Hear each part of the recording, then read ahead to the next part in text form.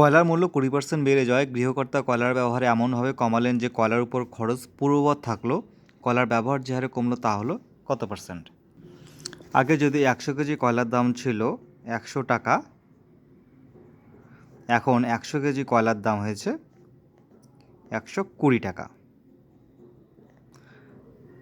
তাহলে এই অঙ্কটি আগের টাকাতেই কয়লা কিনলে কয়লার ব্যবহার কতটা কমবে ডিরেক্ট যদি বের করতে চাই তাহলে আমাদের করতে হবে P/100 plus P into 100। P হয়েছে কি? পি হচ্ছে যতটা মান বেড়েছে, যতটা পার্সেন্টেজ বেড়েছে। দেখো 20/100, 100 আর পি এর মান আবার 20। আচ্ছা 20 plus 100 plus 20 into 100 equal 20/120 into 100।